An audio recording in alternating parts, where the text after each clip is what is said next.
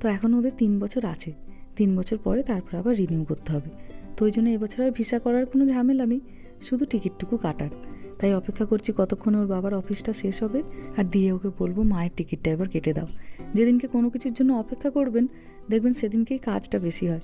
বোধহয় কিছু ইস্যু চলছে ওই অফিসের কাজে। সকাল থেকে ভাবছি যখন লাঞ্চে আসবে তখন বলবো যে টিকিটটা কাটো, এবছর মা আসবে। ও মা আজ আর লাঞ্চে নামলই না, ওই জন্যই বিকালবেলায় তাড়াতাড়ি রান্নাটা বসিয়েছি। সারাদিন পর একবার ভাত খেতে বসবে, কি করে আর ভাত ডাল আলু ভাজা দিয়ে দিই। ভাবলাম একটু ভালো করে চিকেনটা কষিয়ে নিই, ভালো করে দুটো ভাত খাবে আগে, তাই ওদেরটাই বসাচ্ছি।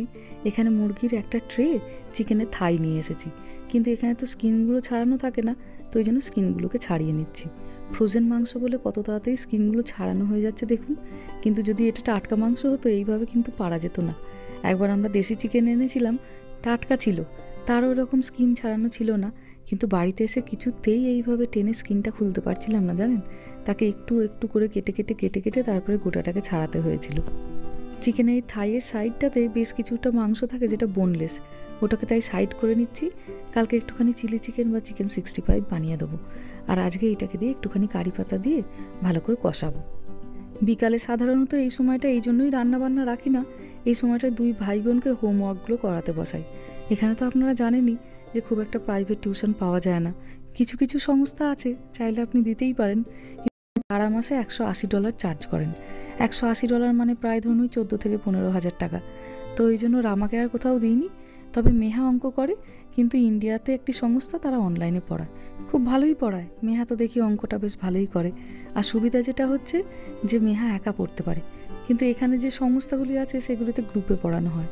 কিন্তু দেশের যে সংস্থাটি থেকে মেহা পড়ে, তো ওখানে একজন টিচার আছেন, উনি শুধু মেহাকেই পড়ান। আর অনেক দিন ধরে পড়াচ্ছেন বলে ওদের দুজনের মধ্যে সম্পর্কটাও খুব সুন্দর হয়ে গেছে। ওই জন্য আর ওকে আলাদা করে কোনো টিউশনে পাঠানো হয় না এখানকার যে সংস্থাগুলি আছে। তবে রামাকে এখনও কোথাও দেওয়া হয়নি, রামাকে বাড়িতে আমিই পড়াই। তো এই সন্ধ্যাবেলাটিতে দু ভাই বোনকে বসাই। মেহার তো স্কুলের প্রচুর হোমওয়ার্ক থাকে, স্কুল থেকে আসার পরে 1-1.5 ঘন্টা ওদেরকে ছেড়ে দিই। ওরা একটু আইপ্যাড দেখে, টিভি দেখে, গল্প করে, দু ভাই বোন আমার সঙ্গে গল্প করে। তো এই 5:30 থেকে দু ভাই বোনকে বসাই আমার কাছে। মেহা মেহার মতনই পড়তে থাকে, কিন্তু কাজটায় থাকে আমার, আর আমাকে তো পুরোটাই দেখতে হয়। এই যে সেদিনকে ওই যে বলছিলাম যে চিকেনের স্টমাকের ট্রেটা এনেছি, এই দেখুন এক ট্রে ভর্তি স্টমাক। ছোটোবেলায় রবিবার করে যখন চিকেন আনতো বাবা, তো একটি করে স্টমাক নিয়ে আসতো, আর আমার ভারী ভালো লাগতো ওটা খেতে জানেন। কিন্তু এদেশে আসার পরে যেহেতু মুরগির প্রত্যেকটা অংশ আলাদা আলাদা করে বিক্রি হয়, কোনো একটা ট্রেতে শুধুই পা, কোনোটাতে শুধুই মাত্র থাই, কোনোটাতে শুধুই ব্রেস্ট পিস, কোনোটাতে শুধুমাত্র নোক। তো এই স্টমাকগুলো একদম কখনো পেতাম না। হ্যাঁ, যদি আপনি একদম গোটা মুরগি একটা বাড়িতে নিয়ে আসেন তাহলে সেক্ষেত্রে পাওয়া যায়, কিন্তু গোটা মুরগি খুব একটা আনি না জানেন, বড্ড মুশকিল ওইগুলোকে কাটা আর ছাড়ানো, ওই জন্য পিসগুলোই নিয়ে আসা হয়। কিন্তু এইবারে ওয়ালমার্টে গিয়ে প্রথমবার দেখলাম যে এরকম পুরো একটা স্টমাকের ট্রে, সঙ্গে সঙ্গেই নিয়ে চলে এসেছিলাম। তো এইটাকে আজকে আমি ভালো করে ঝাল ঝাল করে কষাবো। ওদের চিকেনটা ওইদিকে মোটামুটি সেদ্ধ হয়ে গেছে, আর একটুখানি মিট মশলা আছে ওটা দিয়ে দিলাম। ছোটোবেলায় যখন মা রান্না করতো দেখতাম সানরাইজের মিট মশলা দিত, অসম্ভব সুন্দর একটা গন্ধ বেরাতো। কিন্তু এখানে খুব একটা সানরাইজের মশলা পাই না, সানেরটা তাই নিয়েছি। এটার গন্ধটাও বেশ ভালো লাগে, তো ওটাকেও খানিকটা দিলাম। ঢাকা দিয়ে কিছুক্ষণ সেদ্ধ করব, তারপরে জল দেবো। তবে এদের চিকেনটাতে জল দেবো না, না জল দিয়ে কীরকম জল বেরিয়েছে দেখছেন। চিকেনের জলেই চিকেন সেদ্ধ হয়ে যায়, আর তার উপর ফ্রোজেন চিকেন 20-25 মিনিটের মধ্যে এতটাই নরম হয়ে যায় হাড় থেকে মাংস খুলে আসে। একটুখানি গরম মশলা দিয়ে দিলাম, দিয়ে এবার ঢাকা দিয়ে রেখে দেবো। ব্যাস, এদেরটা তৈরি হয়ে গেছে। তবে আমারটাতে একটুখানি জল দিতে হবে, নাহলে ভালো করে সেদ্ধ হবে না ওটা। আজ এত বছর পরে আমাদের বাড়িতে কেউ আসছে, মনটা একটা অন্যরকম আনন্দে ভরে আছে জানেন।